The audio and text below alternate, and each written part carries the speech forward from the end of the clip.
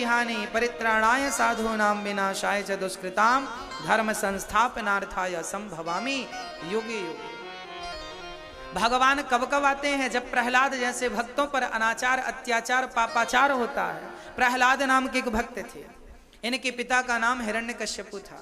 बड़े दुष्ट प्रकृति के थे हिरण्यकश्यप जी।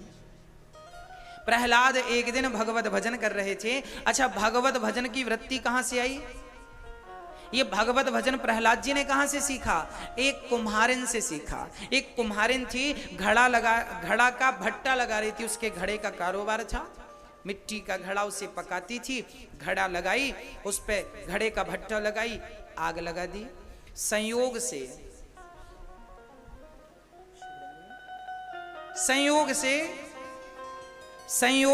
उस कुम्हारिन ने आग लगा दी। उस पर बहुत सारे बिल्ली के बच्चे थे। चूंकि बिल्ली ने बच्चों को जन्म दे दिया था, उस घड़े पर आग लगी। सारे बच्चे चिल्लाने लगे, आग की लपटों से झुलस गए।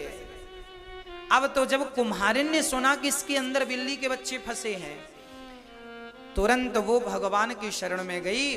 क्योंकि कुम्हारिन बहुत विश्वास रखती थी। उसने हाथ जोड़ के कहा, हे श्रीमन नारायण, यदि मैंने जीवन में कोई पुण्य किया है, उस पुण्य के बल पर इन बच्चों को बचाए रखना। और वो जब तक आग बुझ नहीं गई, तब तक वो वहां कीर्तन श्रीमन नारायण नारायण नारायण नारायण नारायण जाप करती रही। लोगों ने बुझाया, लगभग घड़े पक गए। बहुत जल्दी तो आग बुझी नहीं, काफी वक्त लगा। जब घड़े पके, खोल कर देखा, बहुत सारे घड़े पके निकले। बिल्ली के बच्चों का पता नहीं लग, ऐसा रहा था जल के राख हो गए। तभी एक घड़े पर नजर गई। उस घड़े पर, घड़ा तो पका था, पर उसके अंदर बिल्ली के बच्चे ज्यों की त्यों प्रेम पूर्वक बड़ी किलोल कर रहे थे। उस समय प्रहलाद जी इसके गवाह बन गए। प्रहलाद जी वहीं इस दृश्य को देख रहे थे। प्रहलाद जी समझ गए कि जिस नारायण ने बिल्ली के बच्चे को इस आग में मरने नहीं दिया, यदि कोई उनकी शरण में रहे तो वो परमात्मा उन्हें मरने नहीं देगा। जमाने से डरने की जरूरत नहीं है, भगवत शरणागति लेने की जरूरत है।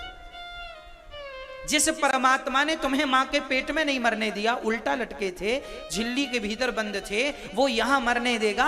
और मौत होगी तो कोई बचा भी नहीं सकता, और मृत्यु नहीं होगी, भगवान की कृपा होगी तो तुम ऊपर से गिर जाओ, तुम्हारा बाल भी बांका नहीं होगा, कुछ नहीं होगा। हाँ, प्रहलाद जी का विश्वास मजबूत हो गया। संस्कार तो गर्भ में ही मिल गए थे, अब विश्वास को मजबूत कर लिया और बस नारायण नारायण नारायण नारायण प्रहलाद जी गाने लगे। एक दिन प्रहलाद के पिता ने कहा, क्यों रे, ये किसका नाम जप रहा है? बोले, पिताजी ये भगवान का नाम है, इसी से कल्याण होना है। अच्छा, तो भगवान का नाम जप रहा है? तेरा तो भगवान मैं ही हूं। देखो उपदेश करता है हिरण्यकश्यप, तेरा भगवान तो मैं हूं, पिता हूं ना तेरा, मेरी शरण में आ, मेरा नाम जप। कहा, पिताजी आप तो केवल उनके कठपुतले हैं, कठपुतली हैं, सब ही नचावत राम गोसाई, सबको नचाने वाला वही है, हम तो केवल नाचने वाले हैं, इसलिए आप भी उनकी शरणागति ग्रहण कीजिए। प्रहलाद पर बड़े बिगड़े हैं, पढ़ने के लिए भेजे, संडामर्क ने पढ़ाया, और जब पढ़कर आए तो हिरण्यकश्यप ने पूछा, बेटा इतने दिनों में तुमने क्या बढ़िया सी पढ़ाई पढ़ी, जरा हमें तो बताओ। तब प्रहलाद जी ने कहा, पिताजी हमने 9 बातें बढ़िया पढ़ी। कौन कौन सी? श्रवणम कीर्तनम विष्णु, स्मरणम पाद सेवनम, अर्चनम बंदनम दास्यम, सख्यमात्म निवेदनम। भक्ति कितने प्रकार की होती है? 9 प्रकार की। एक भी आ जाए तो प्राणी का कल्याण। प्रहलाद जी अपने पिता को उपदेश कर रहे हैं। पहली भक्ति क्या है? श्रवणम, कथा सुनना पहली भक्ति है। दूसरी भक्ति कीर्तनम, कीर्तन करो घर में, जो कि मैंने अभी थोड़ी देर पहले कहा, कीर्तन जरूरी है। रोज आधा घंटा कीर्तन जहां होती है, कलयुग का प्रवेश नहीं होता। कथा रोज सुनो, भले 10 मिनट सुनो, कीर्तन रोज करो, भले 10 मिनट करो, और भगवान का स्मरण करो। अच्छा, भगवान का स्मरण आप करती हो मैया? बताओ स्मरण कैसे किया जाता है? आप स्मरण करना जानती हो मैया? हाँ कि ना? ओ मैया नहीं जानती हो? आज हम बताएंगे। स्मरण करती हो आप मैया जी? हम भगवान का स्मरण कैसे करें? हमसे तो आता नहीं है। अब आप ही बताओ कैसे करें। आइए हम आपको बताते हैं। आपको आता सब कुछ है, पर आप कभी उस पर गौर नहीं करते। स्मरण कैसे करना है? एक लड़की का विवाह हुआ, ससुराल गई, ससुराल 5 दिन 10 दिन रुकी, भाई पहुंचा, वापस मायके लेके आया। अब वो लड़की जब मायके आई, अपने पियर आई, तो वो अपनी माँ के घर काम करती है, भोजन बनाती है, घर का काम करती है, पर काम करते समय वो किसी को याद करती है, किसी का स्मरण करती है। क्या आप बता सकते हैं वो किसको याद कर रही थी? बताओ मैया जी, बताओ। बोलो बोलो, आप बोलो। हाँ जी, आपको तो अच्छे से पता है। हाँ, संसार की हर स्त्री ऐसी होती है कि जब ससुराल से वापस आती है ना, तो वो अपने पति को ही याद करती है। काम करती जाएगी और पति को याद करती जाएगी, काम करती जाएगी, पति के ख्यालों में खोई रहेगी। यदि एक अनपढ़ साधारण सी स्त्री यदि काम करते समय अपने पति का स्मरण कर सकती है, तो क्या एक भक्त काम करते समय भगवान का स्मरण नहीं कर सकता? इसी का नाम स्मरण है। स्मरणम, श्रवणम, कीर्तनम, स्मरणम। भगवान का स्मरण कैसे हो?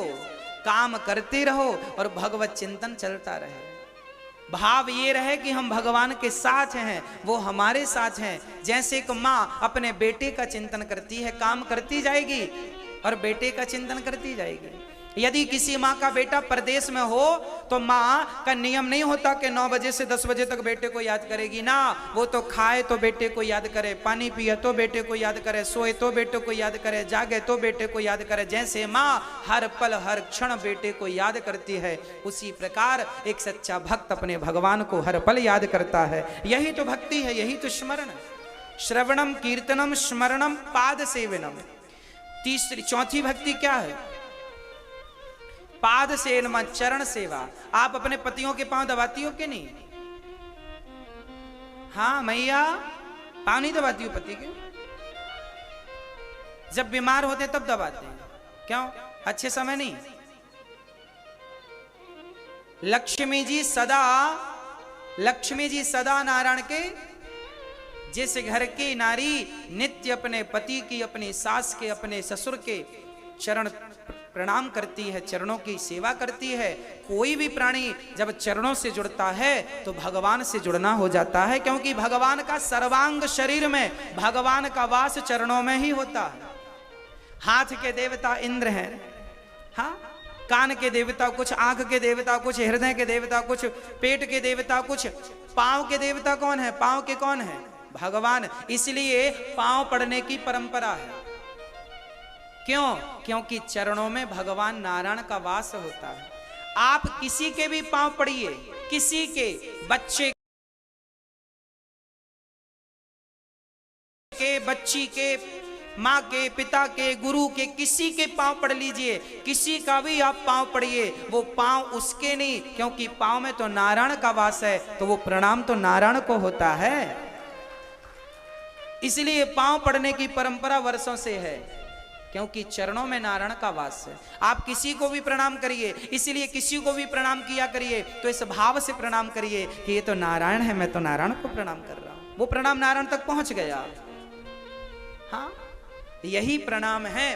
तो पांव की सेवा, रोज पति के पांव दबाओ, रोज माँ के पांव दबाओ, रोज ससुर सासू माँ के पांव दबाओ, बेटा अपने बाप के पांव दबाए, छोटा भाई बड़े भाई के पांव दबाए, अतिथि के पांव दबाओ। क्या होगा? जहां व्यक्ति चरणों से जुड़ता है वहां अहंकार नहीं आता, और जिस घर में अहंकार नहीं होता उस घर में सुख शांति और समृद्धि बनी रहती है। इसलिए सदा चरणों से जुड़ना चाहिए। चरणों से जो नहीं जुड़ा उसी के जीवन में अहंकार होता।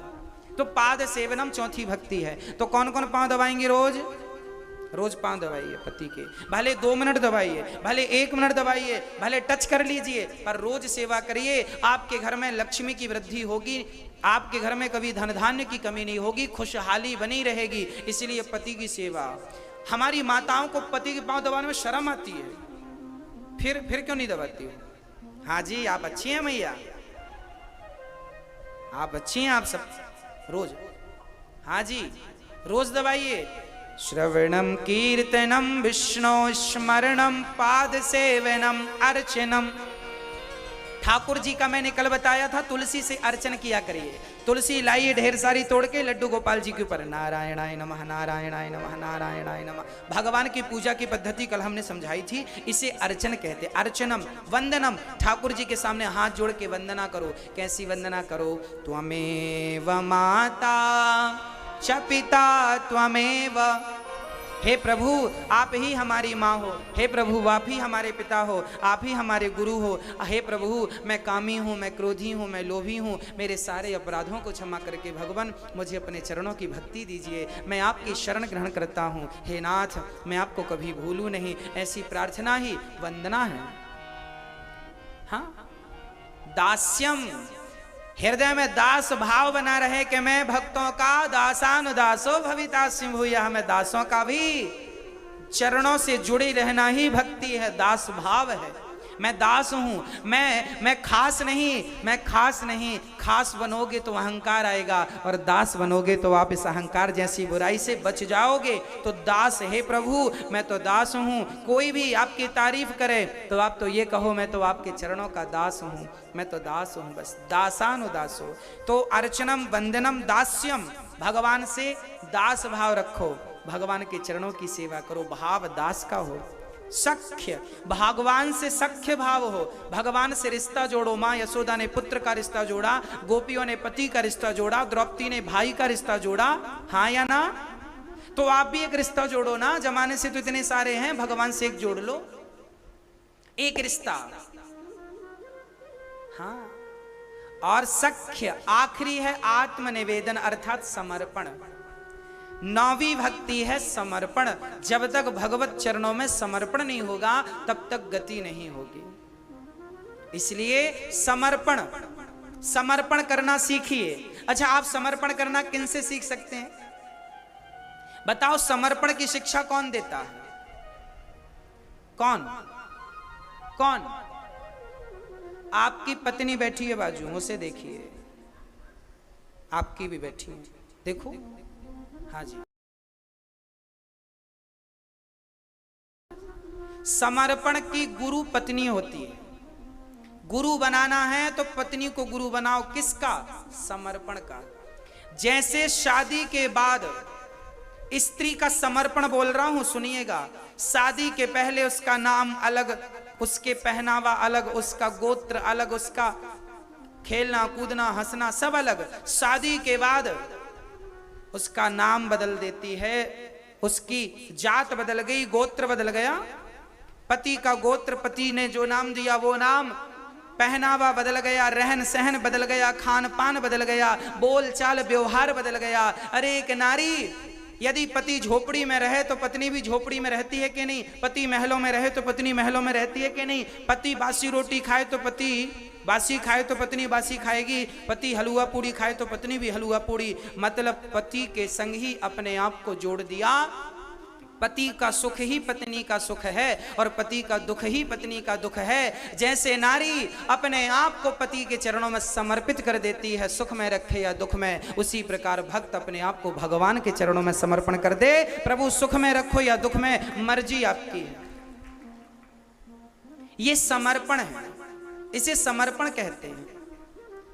समर्पित हो जाना मतलब मेरी सारी इच्छाओं को मैं शून्य कर दूं, जीरो। मेरी कोई पत्नी की अपनी कोई इच्छा नहीं होती। आज उसकी इच्छा है खाने की, पर खाने में तभी पति खाने बैठा, सोची पति खाए फिर खाऊं, तब तक दो लोग मेहमान आ गए तो अपने हक का खाना परोस देती है और वो भूखी सो जाती है। भूखी इसलिए सो जाती है क्योंकि बच्चा बनाने से बचती भी है, इसलिए भी भूखी सो जाती है। हाँ, ये बनाती नहीं अपने लिए, कौन बनाए, माथा पर सो जाओ सवेरे बना लेंगे, इसलिए भी भूखी रह जाती है बेचारी। पर ये तो मानना पड़ेगा कि स्वयं भूखा रहना स्वीकार करती है, पर आए हुए अतिथि को भूखा नहीं जाने देती। ये पत्नी के गुण हमें सीख लेना चाहिए। और पति की खुशी में अपने आप को वो खुश रखती है, पति के दुख में दुखी कर लेती है। यही सच्ची पत्नी है और यही समर्पण की गुरु है। जैसे इसका दूसरा एग्जाम्पल अब गाय से भी ले लो। जैसे गाय ने को आपने अपने खूंटे से बांध दिया, अब जब आपके खूंटे से गाय बंधी है तो आप उसे पानी दोगे तो पिएगी, आप चारा डालोगे तो खाएगी, नहीं तो गाय भूखी मर जाएगी, खूंटा तोड़ के तो नहीं भागेगी। हाँ या ना? हाँ या ना? क्या भागती है गाय? भूखी मर जाती है। जैसे गाय आपके खूंटे से बंधी है, पानी दो तो ठीक, ना दो तो ठीक, वो भागती नहीं, उसी प्रकार हम तो बिहारी जी के खूंटे से बंधे हैं। बिहारी जी दो तो ले लेंगे, नहीं दो तो नहीं लेंगे, पर भागेंगे नहीं आपको छोड़कर।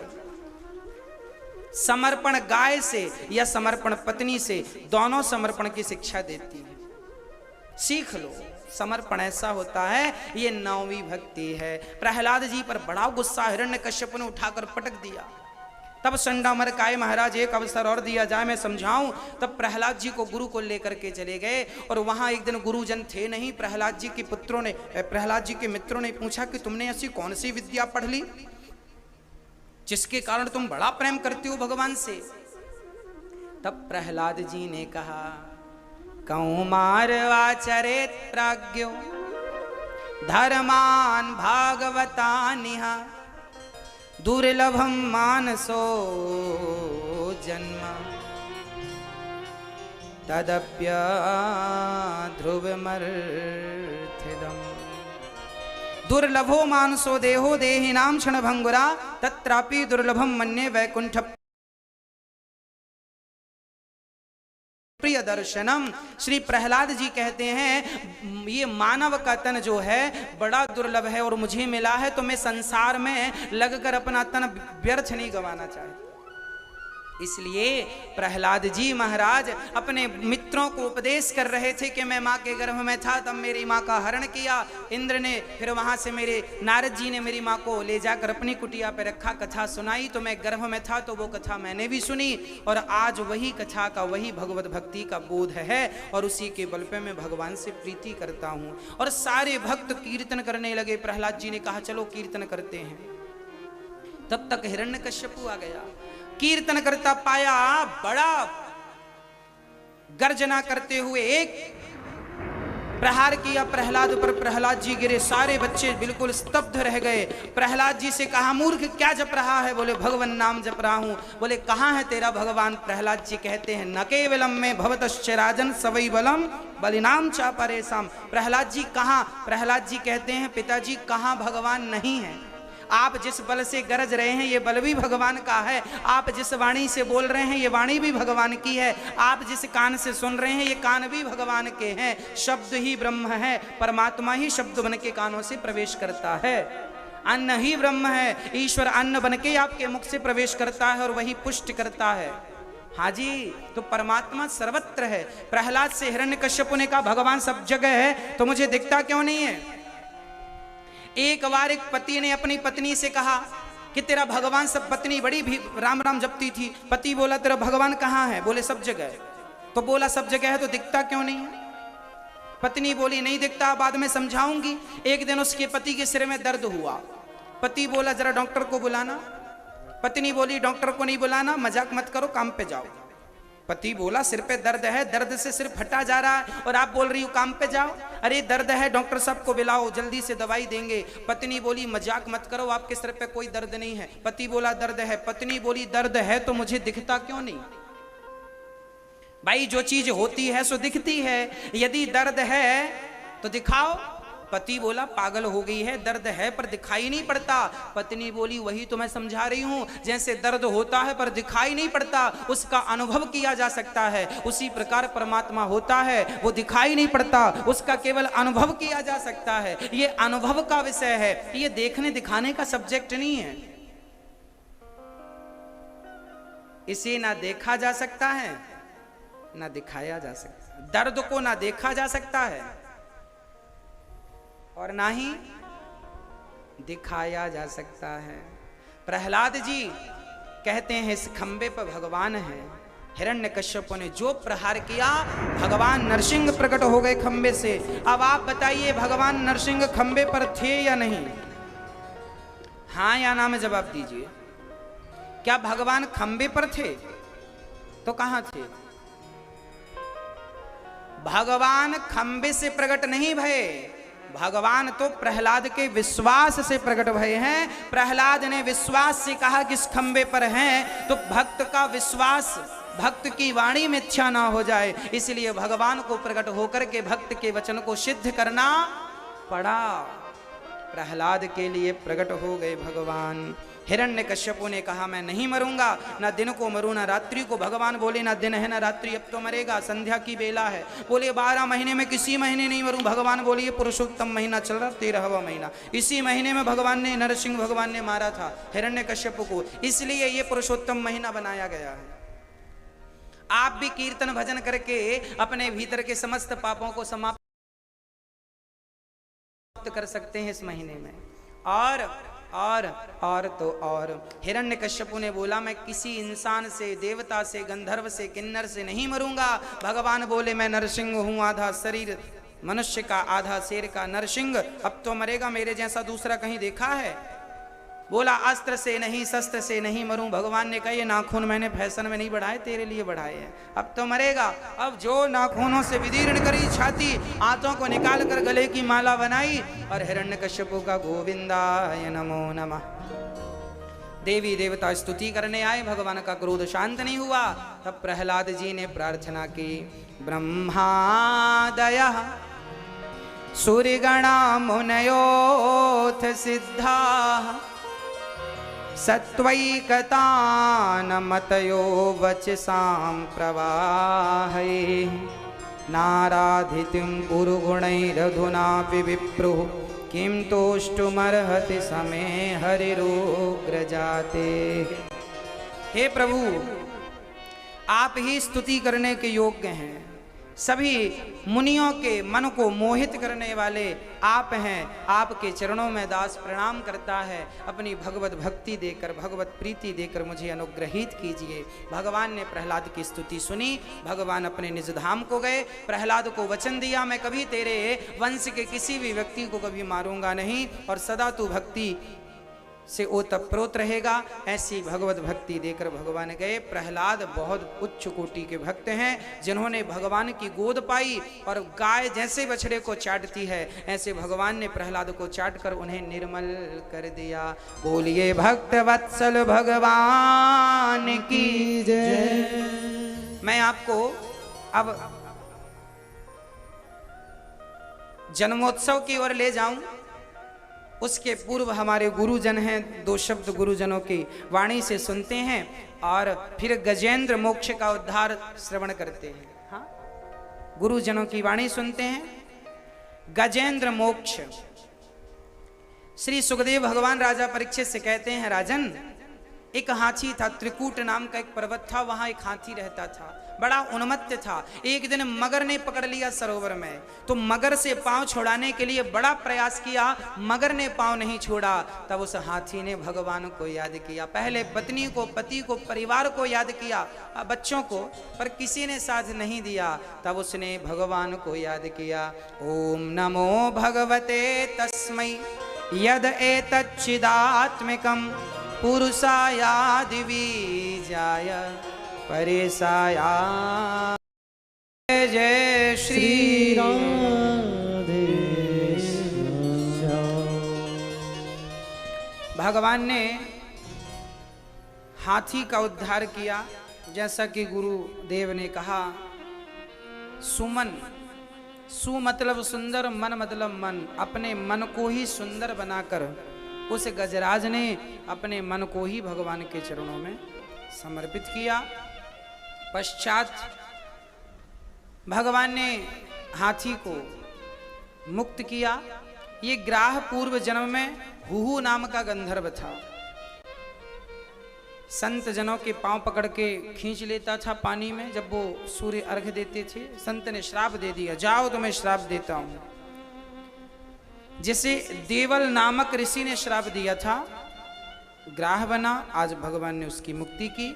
ये गजेंद्र द्रवण देश का राजा इंद्रद्युम्न नाम के थे पूर्व जन्म में, जिसे मुनि अगस्त्य जी ने श्राप दिया, और ये हाथी की योनि से अब मुक्त भये। एक बार भगवान ने हाथी की रक्षा के लिए हरि का अवतार धारण किया, प्रहलाद की रक्षा के लिए नरसिंह बने। एक बार समुद्र मंथन के लिए भगवान कच्छप, धनवंतरी और मोहिनी बनकर आए। एक समुद्र मंथन हुआ था, वासुकी नाग की रस्सी मंदराचल पर्वत को बनाया, मथानी और मंथन चालू हुआ। समुद्र मंथन हुआ, सबसे पहले जहर निकला। जीवन में जब कोई भी शुभ काम करेंगे तो कुछ बाधाएं तो आएंगी।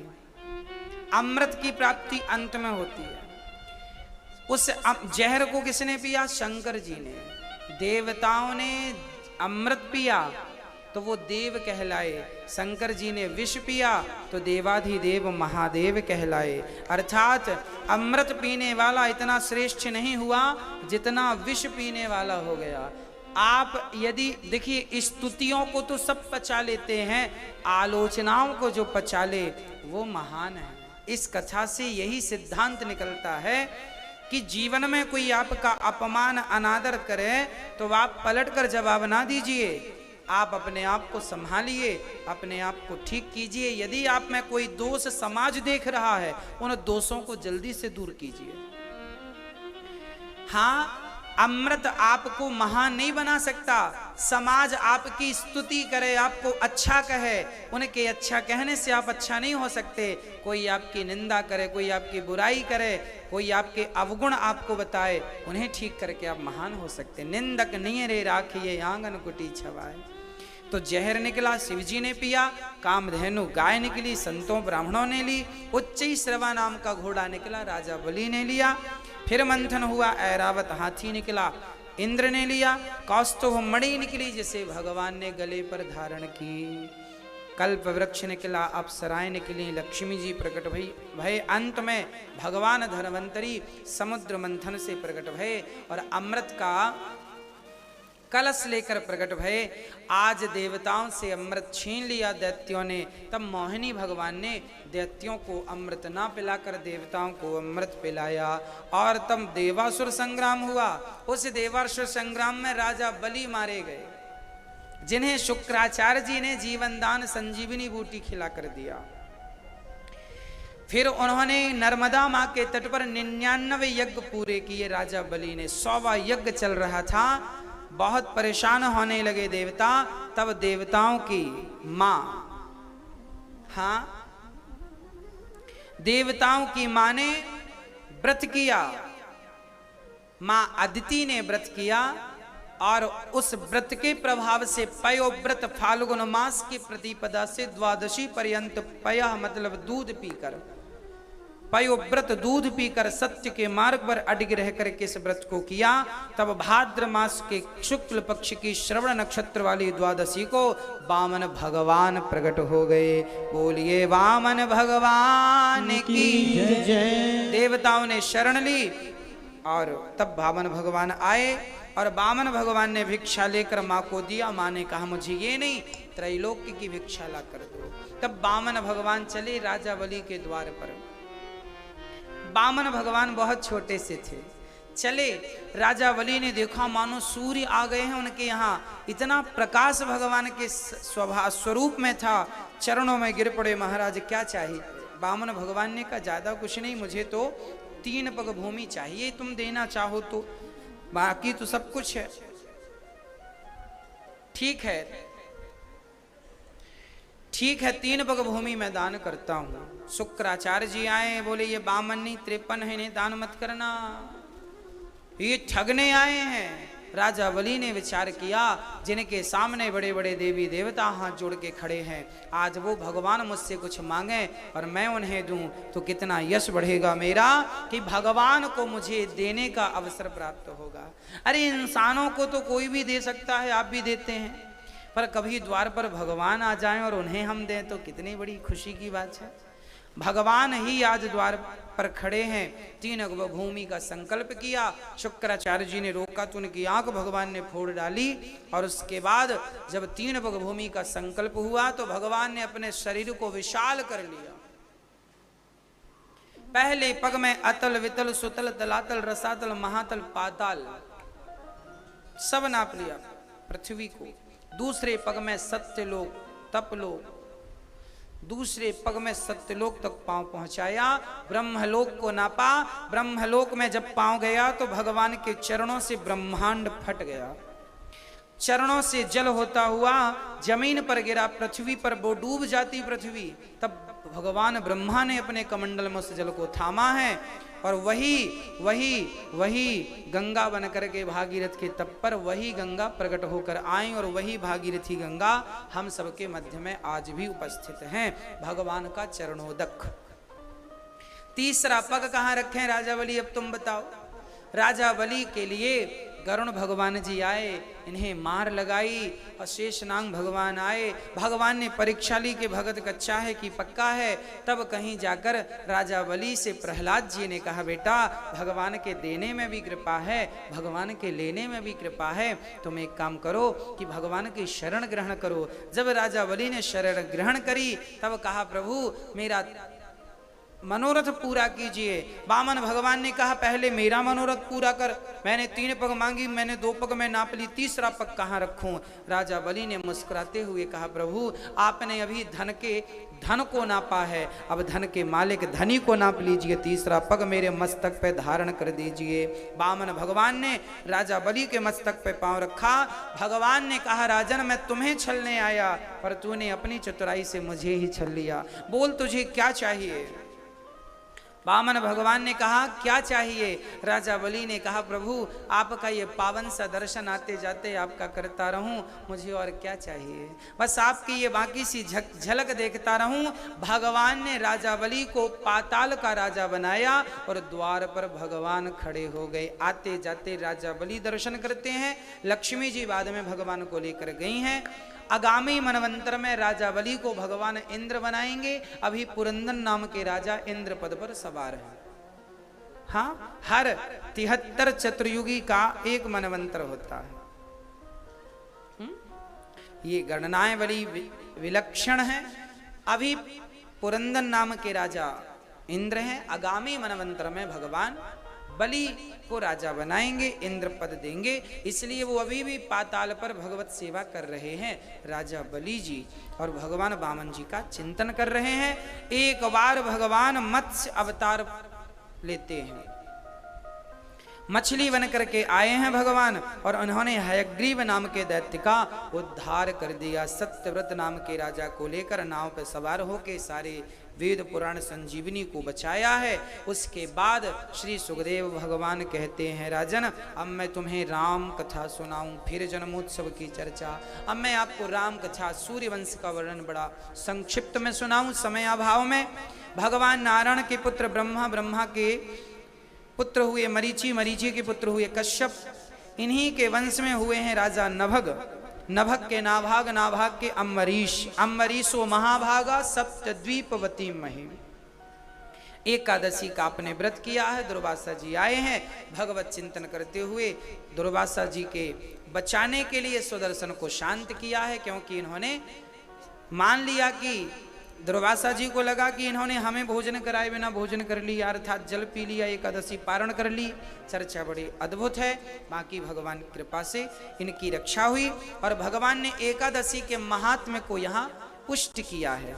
इन्हीं के वंश में आगे सगर, सगर के पुत्र असमंजस, असमंजस के अंशुमान, अंशुमान के दिलीप, दिलीप के भागीरथ, जिन्होंने गंगा मैया को प्रकट किया। अच्छा, दिलीप की 2 पत्नियां थीं और दिलीप जी मर गए तपस्या करते करते। तब दोनों पत्नियों के संसर्ग से 2 भगों के घर्षण से जो पुत्र हुआ उसका नाम भगीरथ रखा गया। भागीरथ क्यों नाम पड़ा? क्योंकि 2 भगों के संपर्क से इसका जन्म हुआ। इसको पिता के द्वारा जन्म नहीं दिया गया, एक मांस का लोथरा प्रकट हुआ, बाद में गुरुजनों की कृपा से शरीर में हड्डी का संचार हुआ। फिर भागीरथ जी ने तपस्या की और तपस्या के प्रभाव से गंगा को गंगोत्री से निकालकर और गंगा सागर तक पहुंचाने का काम श्री भागीरथी जी ने किया, अपने पूर्वजों का उद्धार कर दिया। इन्हीं के बाद इन्हीं के वंश में खटवांग, खटवांग के पुत्र दीर्घबाहु, दीर्घबाहु के पुत्र रघु, रघु के पुत्र अज, अज के पुत्र दशरथ जी।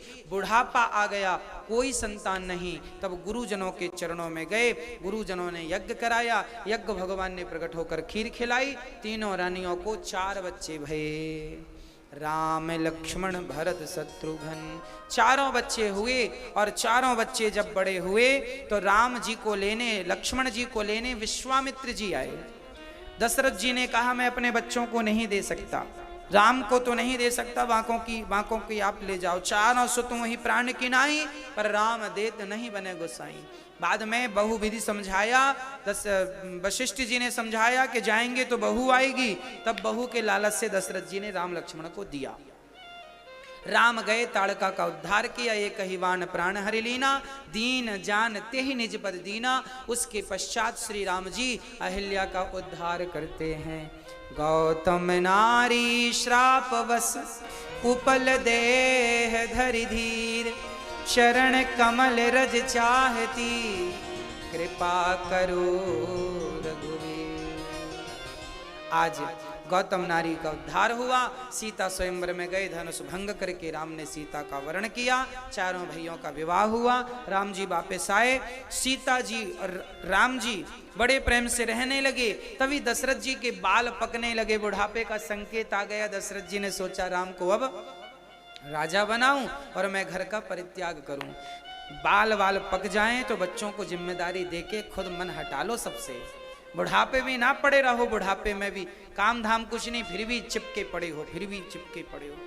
हाँ, जबरदस्ती बूढ़े लोग दुकान में जाके बैठते हैं, जबरदस्ती, और यही बच्चों को निकम्मा बनाते हैं।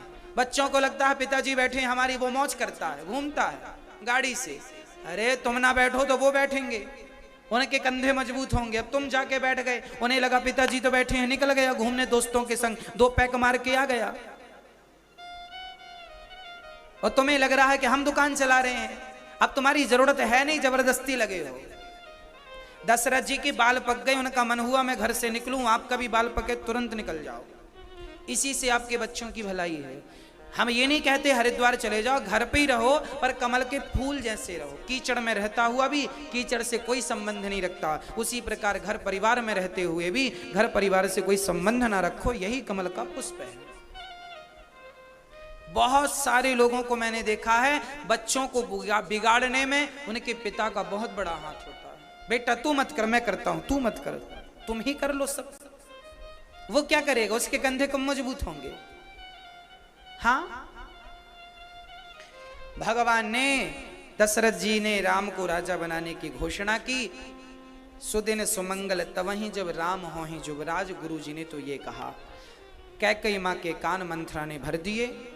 और मंथरा जैसी महिलाएं आज भी पाई जाती हैं जो दूसरों को केवल लड़ाती झगड़ाती रहती हैं। ऐसी मंथराओं से आप भी जरा बच के रहिएगा। कैकेयी जैसों की भी बुद्धि कुसंग से बिगड़ गई, को ना कुसंगति पाए न साही, किसका नाश नहीं हुआ कुसंग पाकर, ये तो बताओ, गोस्वामी जी लिख रहे हैं। इसलिए जीवन में कभी कुसंग में ना उलझ जाना, नहीं दुर्गति होगी। कैकेयी मां ने 2 वरदान मांगे, भरत को राजा, राम को 14 वर्ष का वनवास। अच्छा, राम को 14 साल का वनवास ही क्यों मांगा? 15 साल का भी तो मांग सकती थी कैकेयी मां, 20 साल का मांग लेती या 10 साल का मांगती,